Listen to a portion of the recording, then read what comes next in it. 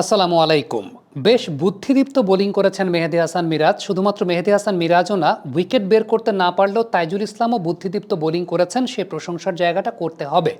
কারণটা হচ্ছে এই টেস্ট ম্যাচে দুজন স্পিনারের কাছ থেকেই একটা নতুন বিষয় আমরা দেখতে পেয়েছি, যেটা ট্রেডিশনালি বাংলাদেশের টেস্ট বোলিংয়ের ক্ষেত্রে স্পিনাররা করেন না। সেটা হচ্ছে তারা কন্টেইনিং বোলিং করেছেন। কন্টেইনিং বোলিং বলতে অনেকটা টি-20 ক্রিকেটের মতো, যেখানে ব্যাটসম্যানকে বেঁধে রেখে ফ্রাস্ট্রেটেড করা হয়, এরপরে ব্যাটসম্যানের ভুলের জন্য অপেক্ষা করে তাকে দিয়ে শট খেলিয়ে উইকেট নেওয়া হয়।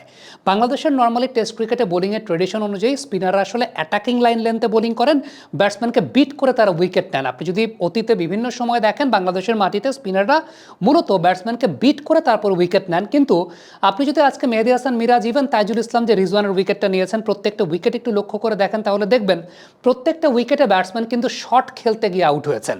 ব্যাটসম্যান শট খেলতে গিয়ে আউট হয়েছেন, এবং এই যে শটগুলো খেলতে গিয়ে ব্যাটসম্যানরা আউট হয়েছেন, এই শটগুলো ব্যাটসম্যানরা খেলতে গেছেন কেন জানেন?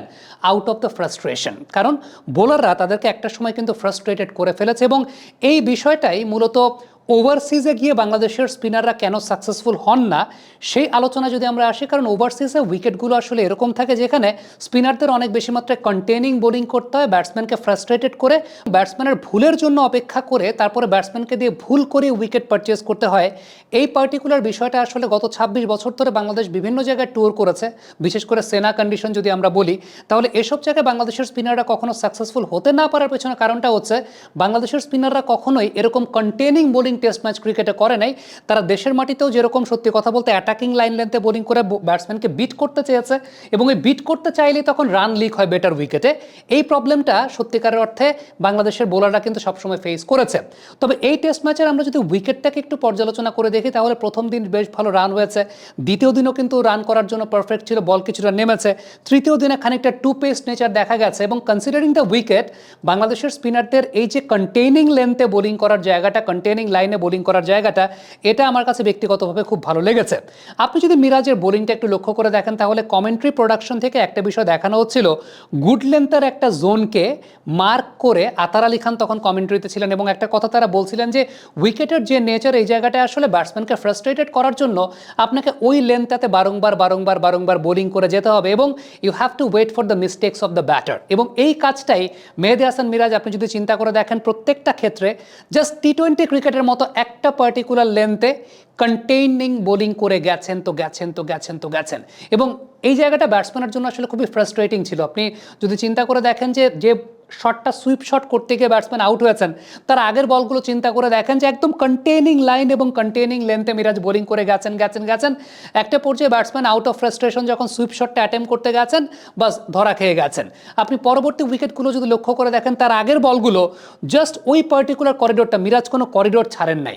মিরাজ ওই জায়গাটায় স্টাম্প লাইনে এবং গুড লেন্থের ওই পার্টিকুলার জায়গাটাতে মিরাজ বল করে গেছেন তো করে গেছেন তো করে গেছেন, এবং batsman out of the frustration shot খেলতে গিয়ে আউট হয়েছেন প্রত্যেকটা উইকেট। আপনি যদি মিরাজের 5টা উইকেটের 5টাই চিন্তা করে দেখেন, তাহলে প্রত্যেকটা উইকেটই কিন্তু মিরাজ এইভাবেই পারচেজ করেছেন, অর্থাৎ ব্যাটসম্যানকে ভুল করতে বাধ্য করেছেন কন্টেইনিং লাইন এবং লেন্থে বোলিং করে। বাবু টিউশন ফিসটা দিও। নিও। ধুর, আবার নিও।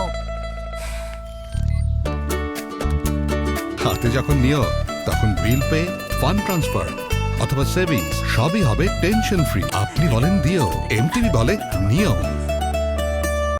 এখন same thing goes for Taijul Islam. আপনি হয়তো বা তাইজুল ইসলামের হাইলাইটস প্যাকেজ দেখলে, কিংবা তাইজুল ইসলামের যদি আপনি বোলিং কার্ডটা দেখেন, আপনি হয়তো বা বুঝবেন না, আপনি ভাববেন যে হ্যাঁ তাইজুল তো রান লিক করেছে। তবে একটা বিষয় চিন্তা করে দেখেন যে ম্যাচ আপে দলে একটাই ডানহাতি মাঝখানে ব্যাটার ছিল, সেটা হচ্ছে মোহাম্মদ রিজওয়ান। ওই একটার উইকেট কিন্তু তাইজুল ইসলাম নিয়েছেন, এবং সেটাও কিন্তু আলটিমেটলি আউট অফ ফ্রাস্ট্রেশন যখন মোহাম্মদ রিজওয়ান শট খেলতে গেছেন, তখনই উইকেটটা দিয়েছেন।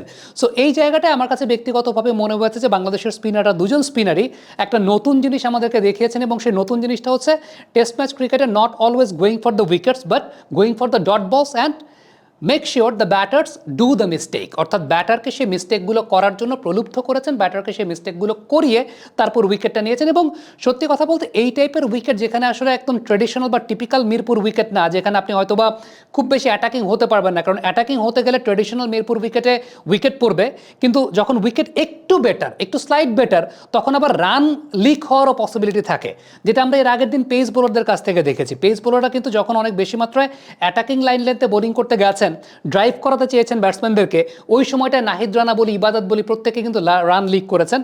এই ইনিংসটাতে আমরা একটা বিষয় লক্ষ্য করেছি, সেটা হচ্ছে যে মানে আজকের দিনটা যখন শুরু হয়েছে, তাসকিন বেশ ভালো ওই কন্টেইনিং লেন্থে, কন্টেইনিং লাইনে, যেটা আমরা অফ স্ট্যাম্প করিডোর বলি বা 4 নম্বর স্ট্যাম্প করিডোর বলি, ওই করিডোরটা বোলিং করে গেছেন। নাহিদ রানাও কিন্তু পরবর্তী সময় ব্যাটসম্যানকে ওই করিডোরটাতেও টাফ টাইম দিয়েছেন।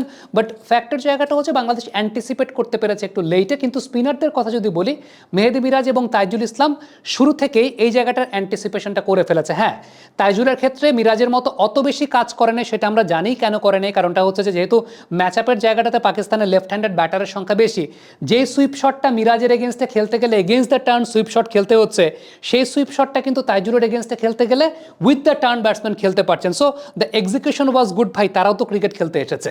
এখন সবসময় তো এরকম হবে না যে আপনি 150 রানে প্যাকেট করে ফেলবেন।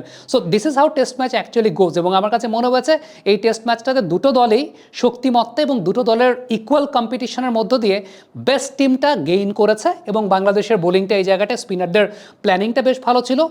ম্যাচ আপের জায়গা চিন্তা করলে তাইজুল ইসলামও উইকেটটা এনে দিয়েছেন ডানহাতি ব্যাটসম্যানের, Miraz rest of the left handed ব্যাটার্সের উইকেটটা পারচেস করেছেন, যেটা তার জন্য ইজিয়ার ট্রেডিশনালি বা অ্যাঙ্গেল ওয়াইজ।